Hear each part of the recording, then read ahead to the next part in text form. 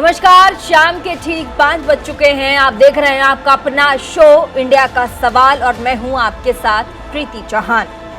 Mission साल 2024 यानी कि लोकसभा चुनाव, लोकसभा इलेक्शन, जिसकी तैयारियों में सभी पार्टियां अभी से जुट गई हैं, चाहे वो राज्य हो या फिर केंद्र हो, और खास तौर पर बीजेपी। और इसी क्रम में बीजेपी ने अपने नए संसदीय बोर्ड और चुनाव समिति का गठन कर दिया है। बीजेपी के संसदीय बोर्ड में कुल 11 नेताओं को तरजीह यानी कि जगह दी गई है। इसी के साथ ही संसदीय बोर्ड में बीजेपी के 3 नए चेहरों को मौका मिला है। तो वहीं केंद्रीय मंत्री नितिन गडकरी और साथ ही मध्य प्रदेश के मुख्यमंत्री शिवराज सिंह चौहान को संसदीय बोर्ड से बाहर का रास्ता दिखा दिया गया है। उनका नाम उनमें शुमार नहीं है।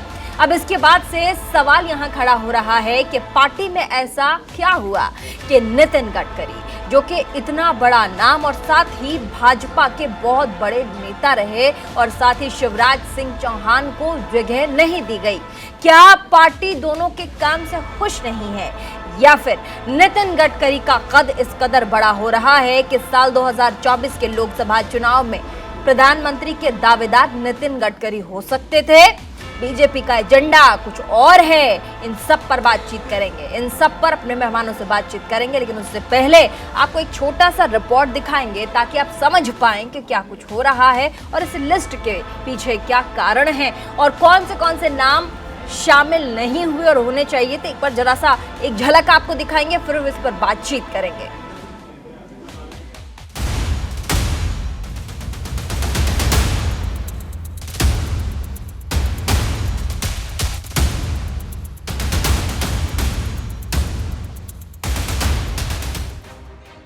साल 2014 और 2019 में ऐतिहासिक जीत दर्ज करने के बाद अब बीजेपी ने 2024 लोकसभा चुनाव की तैयारियां शुरू कर दी हैं।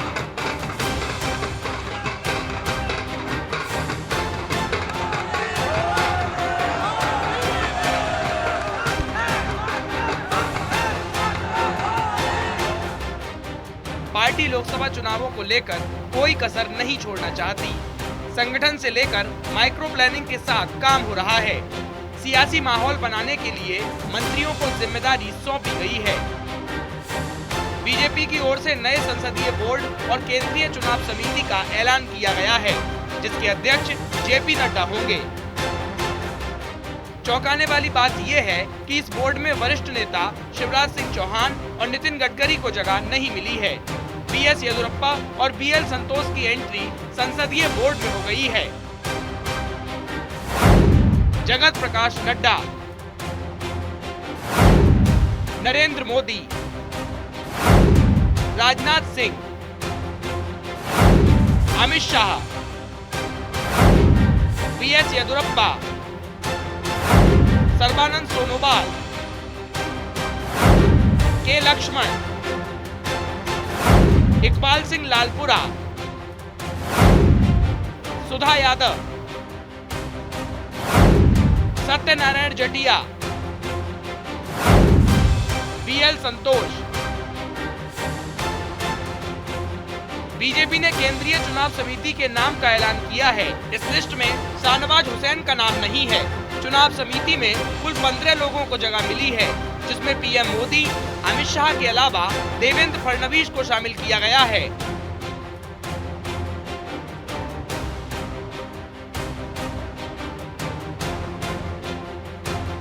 बीजेपी की दोनों नई लिस्ट राजनीतिक रूप से बड़े मायने रखती हैं। लिस्ट के जरिए बीजेपी कर्नाटक के समीकरण को साधने की कोशिश कर रही है। कुछ वक्त पहले यहां बीजेपी के नेतृत्व में परिवर्तन किया गया था। माना जा रहा था कि सीएम चुनने में वरिष्ठ नेता बीएस येदियुरप्पा अपनी कोई बात नहीं मनवा सके थे। ऐसे में अब उन्हें केंद्र की राजनीति में लाकर बीजेपी ने 2023 के विधानसभा चुनाव से पहले सूबे की सियासत को साधने की कोशिश की है। चुनाव समिति बीजेपी में दूसरी सबसे ताकतवर संस्था के तौर पर जानी जाती है। चुनाव समिति के सदस्य लोकसभा से लेकर विधानसभा चुनाव के टिकटों पर फैसला लेते हैं। चुनावी मामलों की सभी शक्तियां पार्टी की चुनाव समिति के पास होती हैं। पार्टी के 2 बड़े चेहरों को संसदीय बोर्ड के सदस्य में शामिल न करना बड़ा सवाल है। आखिर पार्टी की क्या सोच रही है? क्या नितिन गडकरी और शिवराज सिंह चौहान के काम से पार्टी खुश नहीं है, या फिर उन्हें कोई और जिम्मेदारी सौंपी जाएगी। Bureau report, news India.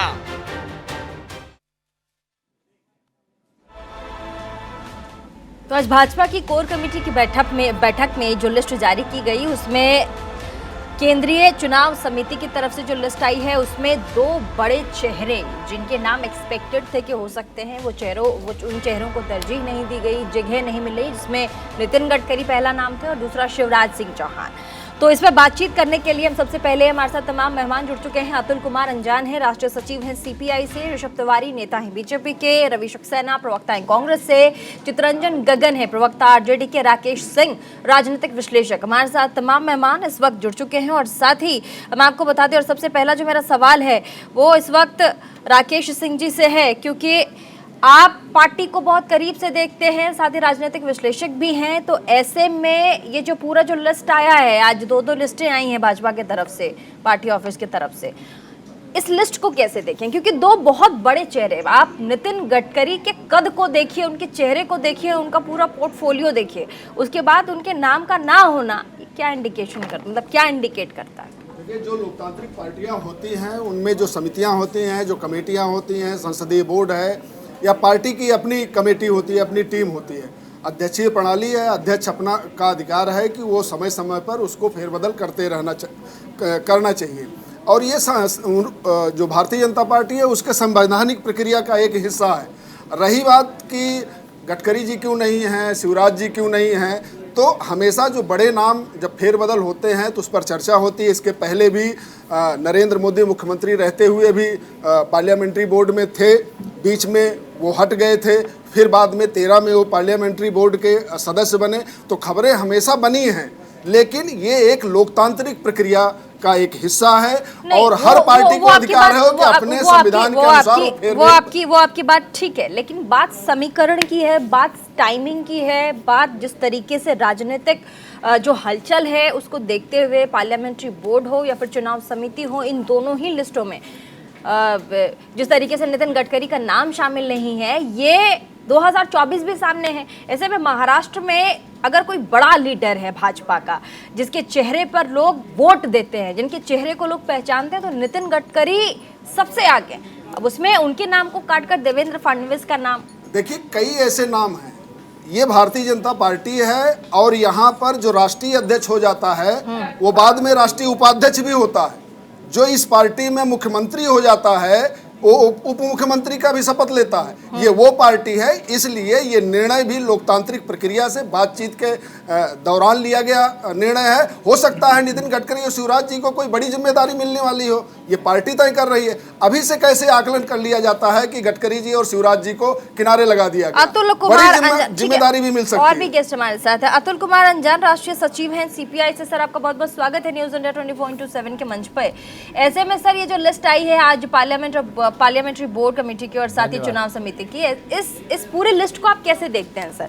आप कैसे एनालिसिस करेंगे?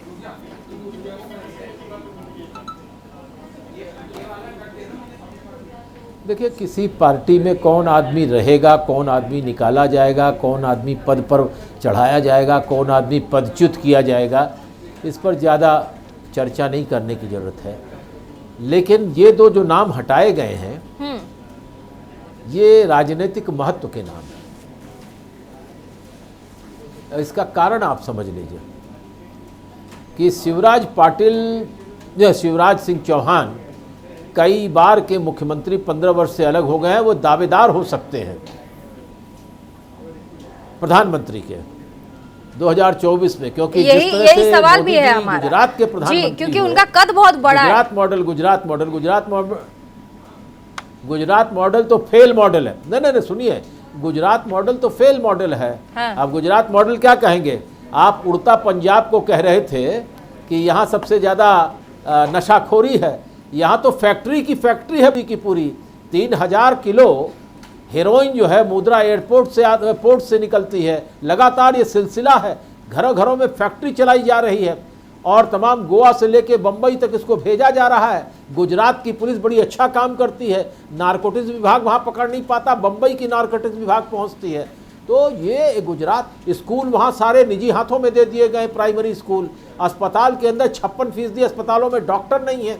तो सारी, मैं उस पर चर्चा भी नहीं करना चाहता। गुजरात मॉडल और फेल मॉडल है, वो तो भारत के मीडिया की वजह से सराचार उसका लगातार उसका विज्ञापन हो रहा है और कुछ नहीं है। और लेकिन अगर वो है तो शिवराज सिंह चौहान को इसलिए हटाया गया। और गडकरी जी का तो जो मंत्रालय है उसने तो कहा जा रहा है कि रोज इतने 100 किलोमीटर बना रहे हैं, इतना डेवलपमेंट हो रहा है। तो ठीक है, अच्छी बात है, सड़कें बना रहे हैं। National highway authority of India ने कमाल कर दिया, कनेक्टिविटी का काम कर दिया, वगैरह वगैरह ये कहा जा रहा है। लेकिन आपको बता दें, गडकरी जी ने कुछ दिनों पहले ये जो आंदोलन जीवी का भाषण दिया था प्रधानमंत्री ने संसद के अंदर, इसकी जमकर मजम्मत की थी, इसका जमकर विरोध कहा था कि लोकतंत्र में आंदोलन करना लोगों का अधिकार है और लोगों को आंदोलन जीवी कह करके उसे प्रताड़ित नहीं किया जा सकता।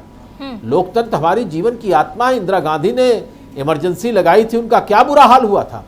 ये सारी बातें उन्होंने बड़े चुनौतीपूर्ण अंदाज में, एक आध कहीं गली में नहीं कही थी, सार्वजनिक रूप से 50 टीवी चैनल के सामने बोलते हुए कही थी। उसके अलावा अभी 2-3 जगहों पर उन्होंने जो भाषण दिए हैं, मेमोरियल भाषण, देशराज चड्ढा और कौन कौन से लोगों के भाषण मेमोरियल है, मुझे नाम नहीं याद रहे। नागपुर में और दिल्ली में शिंदे जी के नाम पर एक भाषण उन्होंने दिया कॉन्स्टिट्यूशन क्लब दिल्ली में। वो सारे के सारे व्यवस्था की कमजोरी है और ये बात तो सच है। मैं आपसे कहना चाहता हूँ, आज़ादी की 75वीं वर्षगांठ में इस पर बात करें। और गडकरी जी के भाषण से तो यही निकलता है कि आज़ादी की लड़ाई में हम अंग्रेज़ों के खिलाफ आज़ादी के लिए लड़ रहे थे, आज़ादी पाने के लिए लड़ रहे थे। ठीक है, हमारे साथ कांग्रेस के भी प्रवक्ता हैं सर। पहले छोटा सा रिएक्शन ले लेते हैं। आज हम देश के अंदर आज़ादी के लिए नहीं, आज हम सुनिए, एक मिनट सुनिए। आज हम आज़ादी के लिए लड़ रहे हैं, आज हम आज़ादी के लिए लड़ रहे हैं। अंग्रेजों के खिलाफ हम आज़ादी पाने के लिए लड़ रहे थे। ठीक है, हमारे साथ प्रवक्ता हैं कांग्रेस के। और सर, मेरा आपसे सवाल है कि भाजपा तो अब तैयारी कर रही है साल 2024 की, कांग्रेस पार्टी की अपनी क्या तैयारी? अब देखिए, मीटिंग्स हो रही हैं इंटरनल और साथ ही पार्लियामेंट्री बोर्ड में जिस तरीके से उलटफेर देखा जा रहा है, चुनाव समिति में जिस तरह से उलटफेर देखा जा रहा है, वैसे में कांग्रेस अपने पार्टी के लिए जो 2024 के लिए क्या तैयारी कर रही है?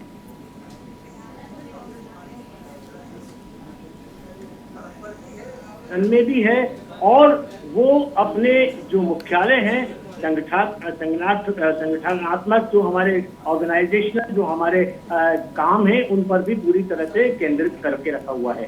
पर जहां तक आज शिवराज सिंह चौहान को और नितिन गडकरी जी को बाहर किया गया है, उस पर मैं एक बात कहना चाहता हूं कि बड़े बेआबरू होकर तेरे कूचे से हम निकाले गए। और ये निकाले क्यों गए? क्योंकि ये दोनों 2024 में आने वाले लोकसभा चुनाव में प्रधानमंत्री पद के दावेदार हो सकते थे और ये इतने बड़े नाम थे कि मोदी जी और शाह जी को ये हजम नहीं हुआ। इनके पर कतरना जरूरी हो गए। अगर इनके पर नहीं कतरेंगे तो ये कहीं उड़ान ना भर ले और कहीं प्रधानमंत्री पद के दावेदार ना हो जाए, ये आरएसएस के ब्लू बॉय ना बन जाए। और इसीलिए सर, आप लोगों में से आप लोग सब अपना अपना फोन जरा साइलेंट मोड में डाल दीजिए, डिस्टर्बेंस। तो मेरा ये कहना है कि आज जिस तरह से गडकरी जी ने एक सशक्त विपक्ष की भूमिका को रेखांकित किया, जिस तरह से उन्होंने विपक्ष के लिए कांग्रेस पार्टी के बारे में बात की, जिस तरह से उन्होंने सारे, जिसे कहना चाहिए कि विपक्ष को एक मजबूती प्रदान करने के लिए लोकतंत्र का आधार स्तंभ बताया, उससे लगता है कहीं ना कहीं उनकी का जो व्यक्तित्व है वो समावेशी व्यक्तित्व के रूप में उभर कर सामने आ रहा है। नहीं तो इसको अगर पॉजिटिव, इसको पार्टी, रवि जी, अगर इसको पार्टी पॉजिटिव रूप में ले कि क्षेत्रीय तौर पर लोगों को बांटकर, मतलब क्षेत्रीय तौर पर और क्षेत्रीय समीकरण के तौर पर, जातीय समीकरण के तौर पर लोगों को वोट के हिसाब से एक एक आप नाम उठाकर देखिए, लिस्ट में जितने नाम हैं, ऐसे में आपको समझ में आ जाएगा कि किन लोगों को तरजीह दी गई है। असम से सर्बानंद सोनोवाल हैं, उनका नाम भी इसमें शामिल है। दक्षिण से कोई बड़े नेता हैं, उनका नाम भी शामिल है। ऐसे में आप लिस्ट को देखेंगे तो आपको समझ में आएगा कि सीधा सीधा 2024 को केंद्र में रखकर ये पूरी लिस्ट तैयार की गई है। लेकिन कांग्रेस पार्टी तो अभी खैर, मैं आपकी इस बात से बिल्कुल भी सहमत नहीं हूं, क्योंकि इस लिस्ट में जितने भी नाम हैं उसमें से अधिकांश नाम जो है वो ऐसे लोगों के हैं जो कि जननायक नहीं है, जो कि जमीन पर मजबूत लोग नहीं है। ये सब जो है रिटायर्ड लोग हैं जो पूरी तरह से अपनी पारी को खेल चुके हैं। ऐसे लोगों को वापस समाहित करने का एक प्रयास किया गया है। तो वो क्यों किया गया है? इसलिए किया गया है क्योंकि इनका कद मोदी जी और अमित शाह से बहुत नीचे है, और कभी भी मोदी जी और अमित शाह ये नहीं चाहते हैं कि उनसे बराबर के कद का या उनसे बड़े कद का कोई नेता संसदीय बोर्ड में आए। आप कह रहे हैं तो कि ये लिस्ट दुविधा में पैदा कर उन लोगों को तरजीह दी गई है और उनके नाम को बाहर किया गया है जो प्रधानमंत्री के कद के बराबर होते जा रहे थे, जैसे नितिन गडकरी, शिवराज सिंह चौहान। ऋषभ तिवारी हमारे साथ बीजेपी के नेता हैं। क्या ये दो नाम वो नाम हैं जो आने वाले लोकसभा चुनाव में प्रधानमंत्री के लिए बहुत बड़े चुनौती के तौर पर उभर सकते थे? जैसे नितिन गडकरी हैं, इसीलिए उनको साइडलाइन किया गया, इस लिस्ट में उन्हें जगह नहीं दी गई। ऋषभ, आपकी आवाज नहीं आ रही है। अभी आ रही है मैम? बताइए। अभी आ रही है आवाज? बिल्कुल बिल्कुल। मैम, सबसे पहले आपके साथ पूरे पैनलिस्ट को नमस्कार।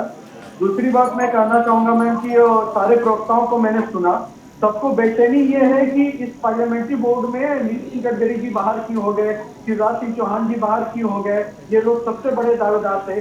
आप लोगों ने ही मीडिया में सूत्रों के हवाले से खबर चलाया कई दफा कि सबसे बड़े दावेदार तो अमित शाह है मोदी जी के बाद, तो इस सिद्धांत पर तो उन्हें बाहर हो जाना चाहिए था।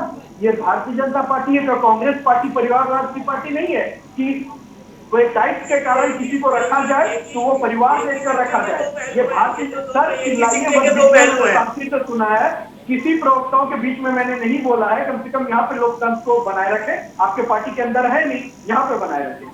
और सबसे इम्पोर्टेंट विषय यह है कि भारतीय जनता पार्टी वो ऐसी पार्टी है कि एक निचले स्तर का कार्यकर्ता भी प्रधानमंत्री बनता है और प्रधानमंत्री राजस्थान भी एक सामान्य कार्यकर्ता की तरह कार्य करता है। हमारे पार्टी में किसी के फेस वैल्यू देख के किसी को पोस्ट नहीं दिया जाता है। तो कृपया करके इस बातों पर ध्यान देने के बजाय अपने अंदर कहाँ कमियां रही है उनको ध्यान दें। नहीं, तो नितिन गडकरी तो बड़ा नाम है। नहीं, नितिन गडकरी तो बहुत बड़ा नाम है। नितिन गडकरी का कद बहुत बड़ा है, नितिन गडकरी का नाम बहुत बड़ा है। उनका नाम लिस्ट में, पार्लियामेंट्री बोर्ड के लिस्ट में ना होना, चुनाव समिति के लिस्ट में ना होना, ये तो बहुत बड़े सवाल खड़े करता है।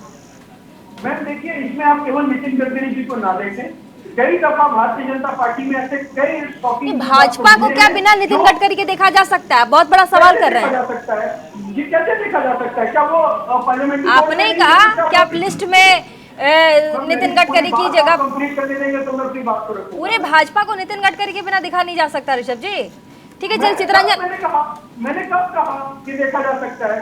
मैंने भी कहा कि भारतीय जनता पार्टी में फेस वैल्यू पे पोस्ट नहीं मिलता है। हमारे अंदर जो ठीक है, चितरंजन गगन जी, क्या ऋषभ तिवारी भाजपा के नेता हैं, कह रहे हैं कि फेस वैल्यू को हमारे यहाँ तरजीह नहीं मिलती, उन्हें जगह नहीं मिलता है। हम निचले स्तर से काम करते हैं, इसीलिए अगर ये दो बड़े नाम आप कह रही हैं तो उनको अलग किया गया है और बाकी लोगों को जगह दी गई है। क्या कहेंगे?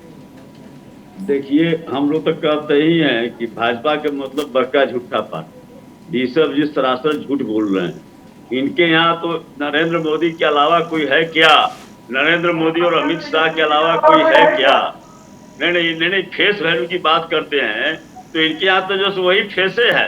ऋषभ जी, आपकी आवाज बहुत कम आ रही है। ऋषभ जी, आपकी आवाज बहुत कम आ रही है। हाँ बताइए गगन जी, चितरंजन जी। तो सवाल यह है कि भाजपा का मतलब तो केवल नरेंद्र मोदी और अमित शाह है, और अभी जो पार्लियामेंट्री बोर्ड का जो गठन हुआ उसमें गडकरी जी का और शिवराज सिंह चौहान का नाम उसमें नहीं है, तो बहुत आश्चर्य की बात नहीं है।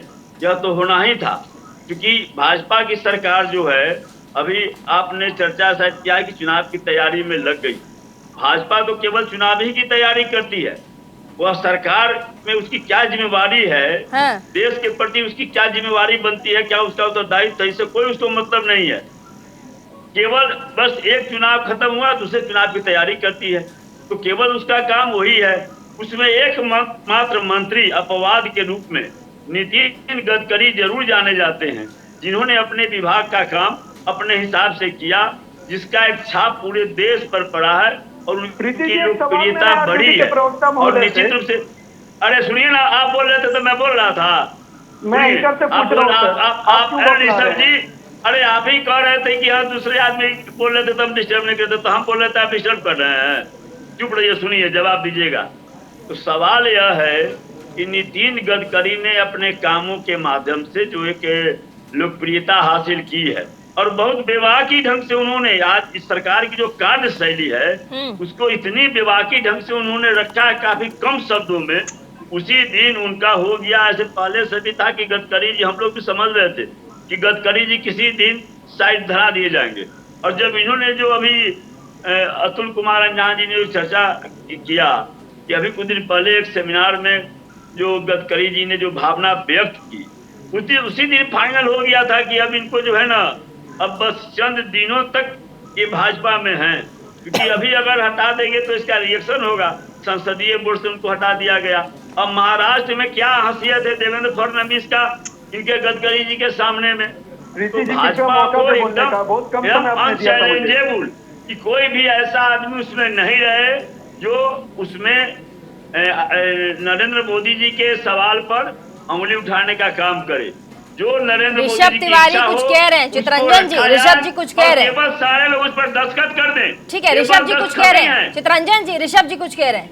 बिल्कुल सर, मैं चुप रहा, आप सुन लें। सारी बातों को हटाकर मैं सीधा सवाल चितरंजन जी से पूछना चाहता हूँ। मुझसे आप काफी बड़े भी हैं, काफी लंबा अनुभव रहा होगा आपका। भारतीय जनता पार्टी में किसकी चल रही है, किसकी नहीं चल रही है, वो देश की जनता देख रही है। क्या चितरंजन जी कॉन्फिडेंट से कह सकते हैं कि तेजस्वी यादव की जगह चितरंजन जी बैठ जाएंगे? जाकर जवाब दे दे मुझे। क्या आरजेडी का कोई भी एक निचले स्तर का कार्यकर्ता बोल सकता है बिहार के अंदर? जवाब दे दे मुझे। तेज प्रताप यादव तेजस्वी यादव की जगह क्या कोई ले सकता है? जवाब दे दे मुझे। केवल पर्यावरण की पनप है आपकी पार्टी, पर्यावरण की जननी है आपकी पार्टी। जिस पार्टी के परिवारवाद को, भ्रष्टाचार को संस्कार किया हो, जिन्होंने भ्रष्टाचार को उजागर किया हो, तो हमें समझाएगी लोकतंत्र क्या है? चिंता करके अपने पार्टी के अंदर उसे सुधारने, तब दूसरी पार्टी को पट्टी का कितनी करे? चितरंजन जी जवाब दे मुझे। आरजेडी सब नीचे स्तर के कार्यकर्ता को डिप्टी चीफ मिनिस्टर बनाएगी, लेकिन मैं दावे के साथ कहता हूँ भारतीय जनता पार्टी का कार्यकर्ता ये सपना देख सकता है कि वो बड़े स्तर पे पहुंच कर संविधान पढ़ लीजिए, क्या निर्लजतापूर्वक बातें करते हैं। अरे नेता हम, लेकिन तेजस्वी आपकी कृपा से आया क्या? नहीं, आपकी कृपा से आया है। नहीं, आपकी कृपा से नीतीश कुमार मुख्यमंत्री थे। एक सवाल ऋषभ जी मेरा है, ऋषभ जी, ठीक है, चितरंजन जी, एक सवाल मैं पूछ लेती हूँ ऋषभ जी से। ऋषभ जी, आपने कहा कि हमारी पार्टी जो काम करते हैं निचले स्तर से उन लोगों को तरजीह देती है, बड़े चेहरों पर, एक सेकंड, बड़े चेहरों को सिर्फ बड़े चेहरे, एक सेकंड चितरंजन जी, मैं पूछ लेती हूँ ना, मैं आती हूँ आप पे, चितरंजन जी मैं आती हूँ ना, चितरंजन जी मैं आती हूँ। भाजपा में सबसे बड़े पद का अधिकारी होगा। ऋषभ जी, आपने कहा कि जो बड़े चेहरे हैं हमेशा उनको पार्टी में जगह नहीं मिलती है, तो क्या ये समझा जाए कि पार्टी से इन बड़े चेहरों को एकदम दरकिनार कर दिया गया है? मैम, मैंने ये कहा कि भारतीय जनता पार्टी में सिर्फ चेहरे, क्या पार्टी को इन बड़े चेहरों की अब जरूरत नहीं है? क्या मैंने कभी नहीं कहा, मैंने कभी नहीं कहा। नहीं, मैं सवाल पूछ रही हूँ। आपने कहा कि पार्टी में निचले स्तर से लेकर बड़े स्तर पर हमारे पार्टी में सबको जगह मिलती है, तो ऐसे में अगर मैं नितिन गडकरी का नाम ले रही हूं या फिर शिवराज सिंह चौहान का नाम ले रही हूं, महाराष्ट्र में अगर भाजपा के तौर पर किसी बड़े नेता को अगर आप देखते हैं ऋषभ जी, तो नितिन गडकरी का जो नाम है वो सबसे पहला नाम आता है। महाराष्ट्र में भाजपा के बड़े नेता के तौर पर किसको देखिएगा, आप ही बता दीजिए। मैं इस पे जवाब दे दूं। देवेंद्र फडणवीस के नाम को लिस्ट में शामिल करके आपको नहीं लगता लीपा पोती भरपाई कर रही है? मैं जवाब दे रहा हूँ। बीजेपी, भारतीय जनता पार्टी हमेशा जनरेशन बिल्डिंग पर विश्वास करती है और भारतीय जनता पार्टी कभी एक जो केवल चुनाव को देखकर ही सब कुछ निर्धारित नहीं करती। हमने स्टेट्समैन पॉलिसी के तहत काम किया है। तभी 28 साल के बेंगलुरु साउथ से तेजस्वी सूर्या को हमने सांसद का टिकट दिया था और हमने हमेशा यंग जनरेशन को मौका दिया है, और इसी आधार पे अगर कोई गया है तो कोई नया चेहरा आया है। क्या नितिन गडकरी जी हमारे सर्वमान्य नेता हैं? क्या हमने पार्टी में उनको दरकिनार किया? कतई नहीं, वो पार्टी में है, अभिभावक है और हमेशा पार्टी में बने आप जो कह रहे हैं ना, आप जो कह रहे हैं, इसी सवाल का जवाब मैं अतुल कुमार जी से ले लेती हूँ। क्या आपको लगता है सर ऋषभ तिवारी जो कह रहे हैं वो उसको माना जाए, वो सर्टिफाइड करता है कि पार्टी अपने तरफ से ऐसा सोच रही है? 2024 चुनावी मोड में पार्टी है ही नहीं, पार्टी को लग रहा है जो जरूरी है बस वही कर रही है, जिस नाम को शामिल किया जाना चाहिए बस वही है लिस्ट में शामिल।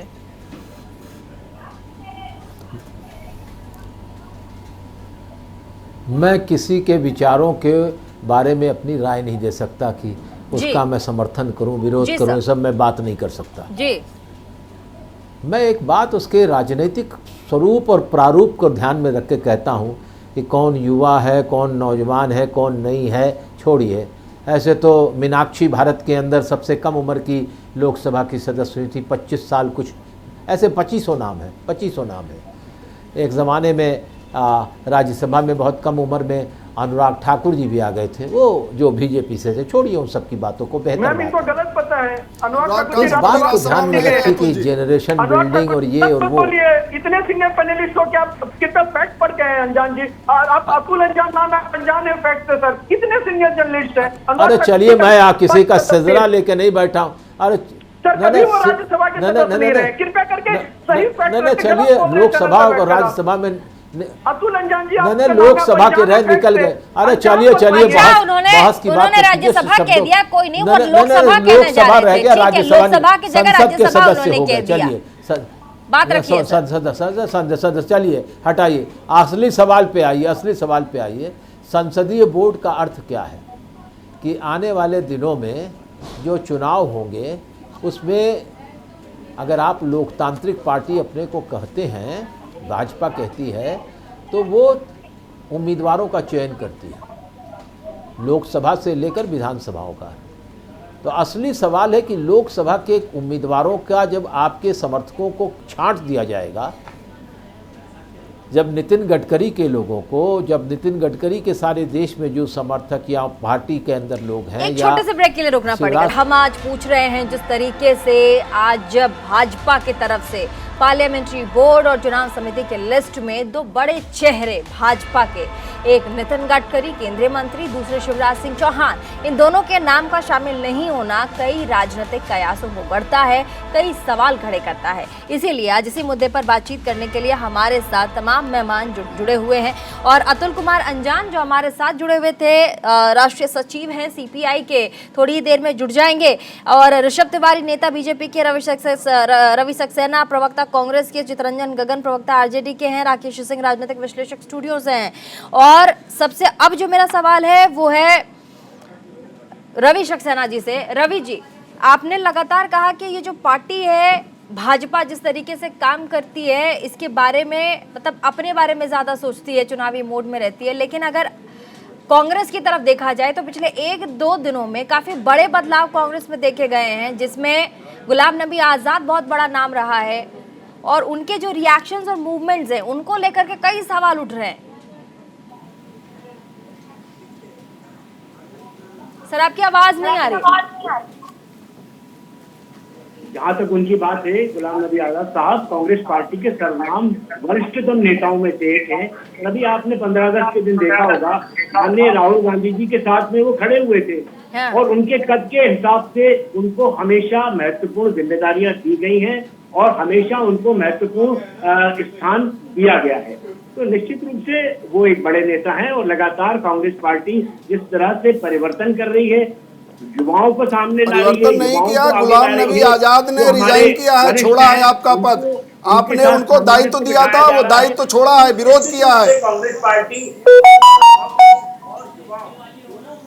एक सामंजस्य बिठाकर दोनों को एक महत्वपूर्ण स्थान देकर एक पार्टी को आगे बढ़ाने का काम कर रही है। और निश्चित रूप से आने वाले समय में आप देखेंगे कि माननीय राहुल गांधी जी के नेतृत्व में, माननीय सोनिया जी के नेतृत्व में प्रियंका जी के नेतृत्व में और कांग्रेस पार्टी के सारे बड़े नेताओं के नेतृत्व में कांग्रेस पार्टी परिवार के और नाम गिना दीजिए ना, ताकत के साथ रियाना जी और उनके जो बेटे हैं उनका भी नाम गिना दीजिए। यही दिक्कत है कांग्रेस की, कांग्रेस आरजेडी सपा की यही दिक्कत है कि परिवार के आगे सोच नहीं पाते हैं। इसलिए कोई लोकतांत्रिक पार्टी अगर वो अपनी कमेटियों में परिवर्तन करती है तो उनको लगता है कि ये जो है किसी को किनारे किया जा रहा है। जिनकी विरासत नहीं होती उनके परिवार नहीं होते हैं। अरे विरासत किसकी थी? विरासत गांधी की थी, अरविंदो की थी, सुभाष की थी, पटेल की थी, अकेले नेहरू की विरासत नहीं थी। इसको नोट करिए आप, कांग्रेस नेहरू परिवार का नहीं है,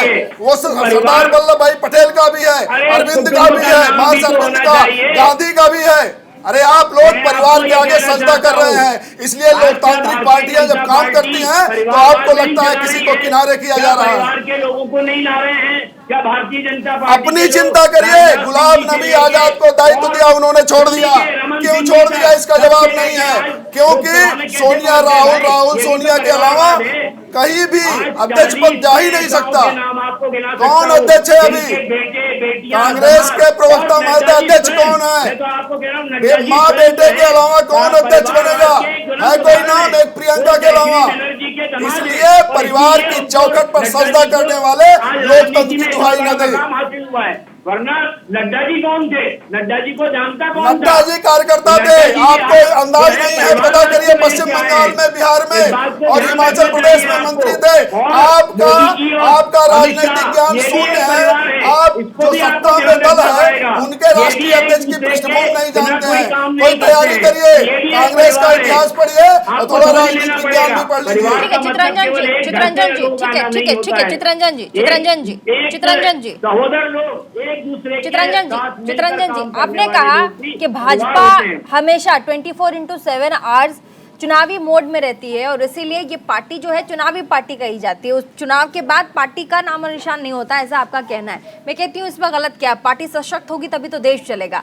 क्या कांग्रेस पार्टी को मजबूत होने की जरूरत नहीं है? क्या कांग्रेस पार्टी को अपने तरफ से एक मजबूत विपक्ष खड़ा करने की जरूरत नहीं है? क्या 2024 के लिए प्रधानमंत्री का कैंडिडेट कौन होगा अभी से तैयारी करने की जरूरत नहीं है? निश्चित रूप से कांग्रेस पार्टी, मैंने आपको हर पार्टी अपना पार्टी मजबूत करती है। सवाल यह है कि आप सरकार में है, आपकी जिम्मेवारी है, जो आप जिस जिम्मेवार पद पर आप हैं उसका आप निर्वहन कीजिए। देश की जनता महंगाई बढ़ती जा रही है, बेरोजगारी बढ़ती जा रही है, हर जगह पर ठेलियार आप होते रहे हैं, केवल देश को बेचने का काम कर रहे हैं और चुनाव की तैयारी कर रहे हैं। आरजेडी को किसी ने रोका है क्या? महंगाई पर बात करिए, बेरोजगारी पर बात करिए, लेकिन आप जब मंत्रिमंडल में ऐसे जिसको हाजिर होना है उसको मंत्रिमंडल का शपथ दिलाएंगे तो आपके ऊपर सवाल उठेगा। आपकी पूरी ताकत एक अपराधी को मंत्री बनाने में लगी है। अरे बेरोजगारी पर उतरिए ना सड़क पर। अगर आपको महंगाई लगती है उतरिए ना सड़क पर, क्यों नहीं उतरते हैं आप? सुनिए आप बड़ी जोर से अभी आपने महाराष्ट्र में भूल गए क्या? क्या हुआ महाराष्ट्र में? कौन देता है? कौन सा अपराधी मंत्री बनाया गया महाराष्ट्र में जिसको हाजिर होना था और मंत्री की शपथ ले रहा था? नाम बताइए। और आपकी आवाज उठाने के बाद में उद्धव ठाकरे मंत्रिमंडल से जिनको इस्तीफा देना पड़ा था, बड़े प्रेम से सिंधे सरकार में कौन अपराधी मंत्रिमंडल में शपथ ले रहा था इसको बताइए। ऋषभ तिवारी झूठ बोलते हैं।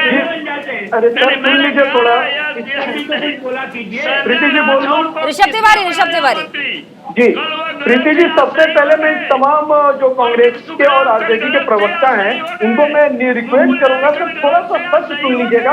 चैनल पर बैठ के बहुत झूठ बोला जा रहा है आप लोगों के द्वारा। पहली बात तो ये कि नड्डा जी को डायरेक्ट लॉन्च नहीं है, स्टडी करके आया कीजिए सर। विद्यार्थी परिषद से काम करते हुए, युवा मोर्चा के दायित्व को संभालते हुए और वो राष्ट्र अध्यक्ष तक के पद पे आए हैं, तो वो गांधी परिवार से लॉन्चिंग पोस्ट पे नहीं आए। नड्डा जी संघर्ष करते हुए कार्यकर्ता भाव के साथ स्थापित हमारे राष्ट्रीय अध्यक्ष। दूसरी बात मैं कहना चाहूंगा,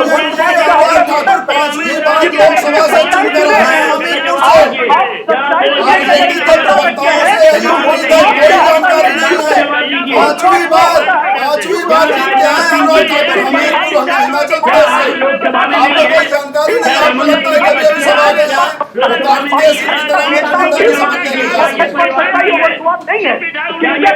मंत्रिमंडल की शपथ ले ली। चैनल पर बैठ के कुछ भी गलत है और डेटा स्थापित ना करें।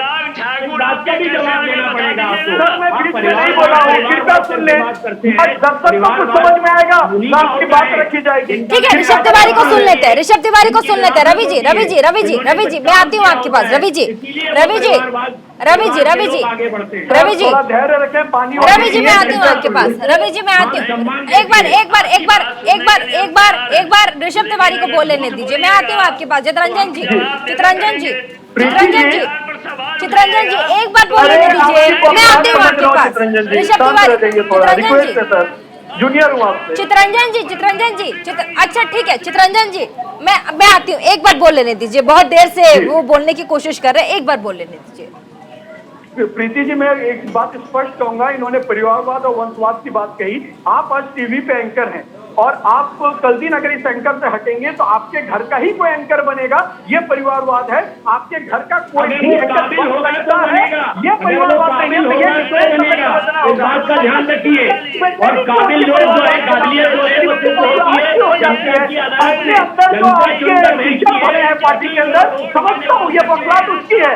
आप लोग केवल चैनल पर बैठ के सोनिया गांधी, राहुल गांधी की गाथा करते रहते हैं, केवल उनकी परिक्रमा करते रहते हैं। देखिए ऐसे है ना, ऐसे आप लोगों की बात ऐसे जा नहीं पाएगी ऑडियंस के सामने, एक एक करके बोलिए, ठीक है, एक बार में 2 लोग बोल लीजिए, ऐसे आप लोगों की आवाज नहीं जाएगी बाहर, ऑडियंस समझ नहीं पाएगी कौन क्या बोल रहा है, फिर ये डिबेट का कोई मतलब नहीं रह जाता। बिल्कुल, मैं 10 सेकंड में कंक्लूड कर रहा हूँ। बोलिए। हमें ये समझने की आवश्यकता है कि आखिर ये परिवारवाद के नाम से इनको बेचैनी क्यों होती है। ये बेचैनी इसलिए होती है क्योंकि एक तो ये सत्ता से हो गए दूर, दूसरा इन्हें लगता है जब पार्टी के पोस्ट पे भी हो जाएंगे दूर, इनका अस्तित्व खत्म हो जाएगा।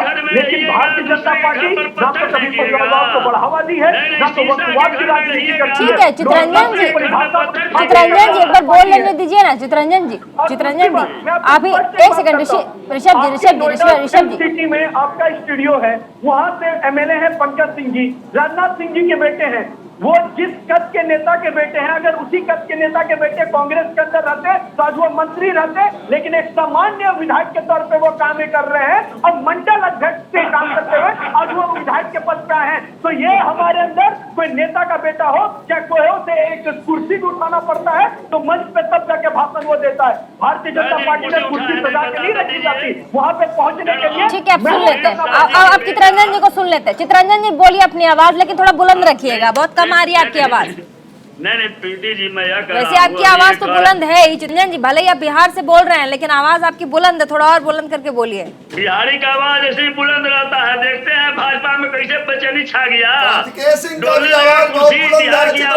दिल्ली की कुर्सी डोलने लीजिए।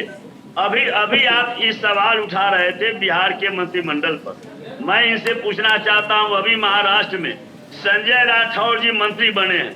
जब उद्धव ठाकरे जी की सरकार थी, संजय राठौर जी के बारे में एक आया कि एक जो है सो महिला के बारे में जो खुदकशी की, उसके बारे में कि उसमें कहीं ना कहीं उनकी भूमिका है, और इसलिए यही भाजपा के लोगों ने, इन्हीं के एक नेता हैं पूजा, क्या नाम है अपनी, पूजा चौहान की मैंने आत्महत्या की, इन्हीं के नेता इन लोगों ने हल्ला किया और इस्तीफा देना पड़ा उद्धव ठाकरे सरकार से, संजय राठौर जी को इस्तीफा देना पड़ा। आपका कहने का मतलब है कि आरजेडी नीतीश कुमार भाजपा के पद चिन्हों पर चल रहे हैं, क्योंकि भाजपा ने ऐसे मंत्री बनाए इसलिए आपने बनाए, तो आपकी जरूरत क्या है? सब काम कर रही है बीजेपी, भाजपा ने बनाया इस वजह से आप बना दिए।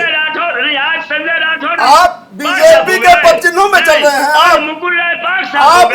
आपने तय कर लिया है जो बीजेपी करेगी वही आप करेंगे, हेमंत बिस्वा शर्मा, हेमंत जी करेंगे वही आप करेंगे, आपका क्या है? ना आप सर्टिफिकेट देने वाले कौन हैं? आप तय कर रहे हैं, आप कह रहे हैं बीजेपी ने बनाया था तो हमने भी बना दिया, और हेमंत जी ने बनाया था तो हमने भी बना दिया, तो मतलब बीजेपी आपका मार्गदर्शन कर रही है, बड़ा ईमानदार है, तो बीजेपी के पद चिन्हों पर चल रहे हैं, इसका जवाब दीजिए। आपने जो सवाल उठाए हैं उसी पर सवाल है, क्या बीजेपी ने ऐसा किया इसलिए आपने किया है?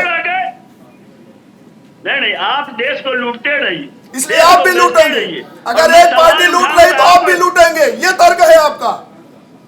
नहीं, अरे मैं लूटता था आपके सामने। फिर दूसरा अपनी बात कीजिए, मुद्दे पे बात कीजिए, बीजेपी ने बना दिया इसलिए आपने बना दिया। नहीं, मुद्दे पे बात कीजिए, मुद्दे पे बात कीजिए, मुद्दे पे बात कीजिए। प्रीति जी, हाँ, इनसे एक सवाल मेरा पूछ। नहीं तो मुद्दे पे पूछिए ना, आप भी मुद्दे पे पूछिए।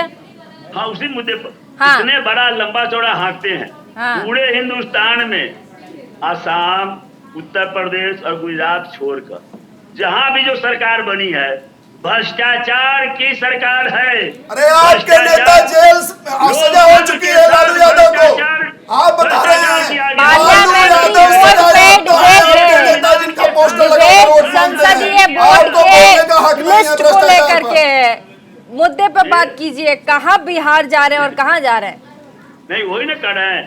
आज बेचारे गडकरी जी जिस ढंग से इन्होंने बाहर कर दिया, किस लिए? इसलिए इन लोगों को भय है कि कल कहीं गडकरी जी चुनौती न बन जाए। शिवराज सिंह चौहान, अरे बड़े बेटे को तो मुख्यमंत्री बनाया नहीं, तेज प्रताप यादव को।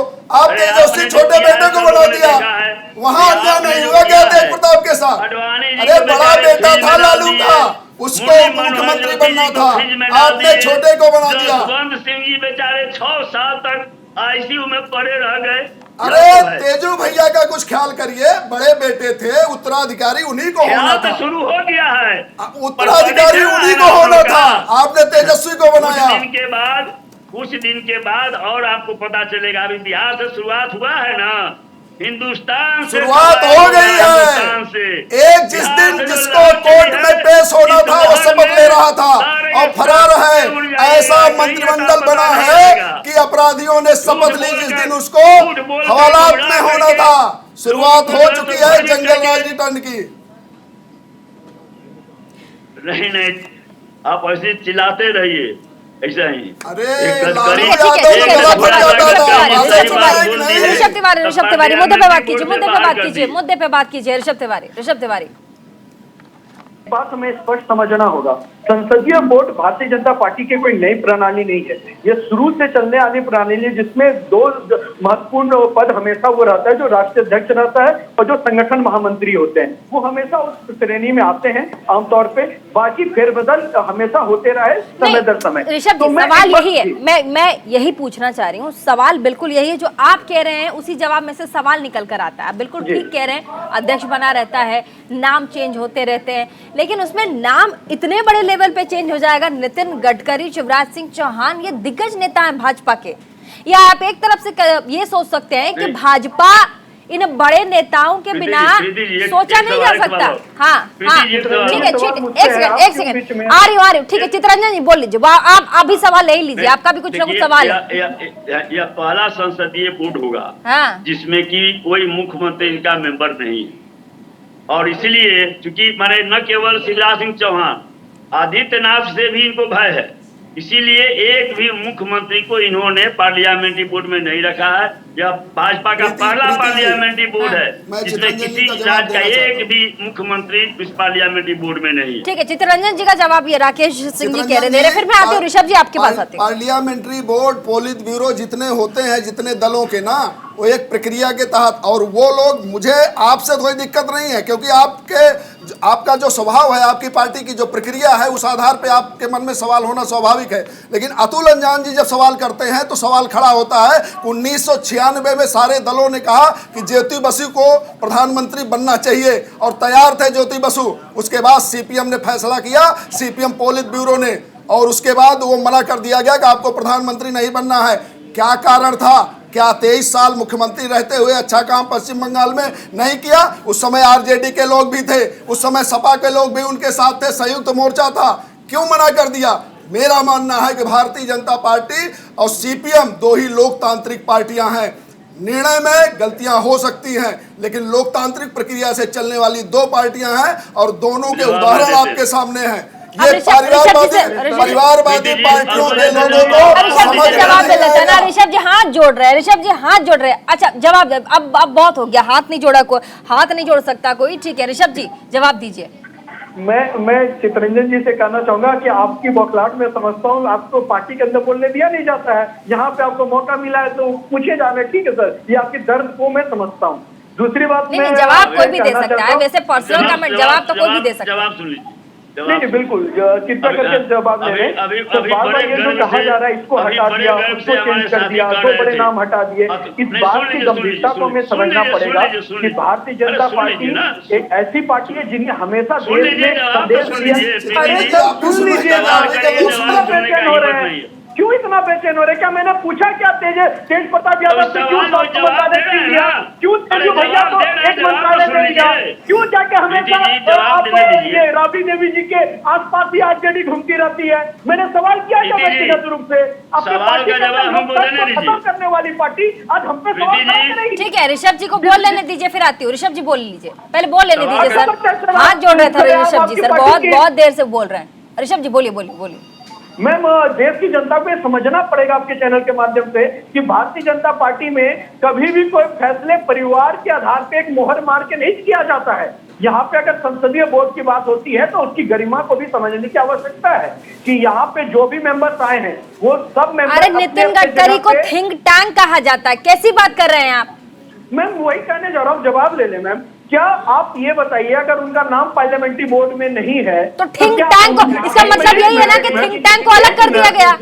अरे इसका सीधा साफ मतलब है कि थिंक टैंक को अलग कर रहे हैं आप। अलग कर दिया गया, कैसे कर सकते हैं आप अलग कर दिया गया? क्या हमारे पार्टी से दूर चल गए क्या वो? तो इसको कैसे देखेंगे आप, कैसे देखेंगे आप? मैं बता रहा हूँ आपको, अभी भी नितिन गडकरी जी जब कैबिनेट की बैठक होती है, मैंने जो सवाल किया उसका जवाब दीजिए। अभी भी नितिन गडकरी जी के पास मंत्रालय बकायदा मजबूत। रवि जी कुछ कह रहे हैं, रवि जी ठीक है, रवि जी कुछ कह रहे हैं, रवि जी उनके रहने से क्या गरिमा खत्म हो जाती संसदीय बोर्ड की?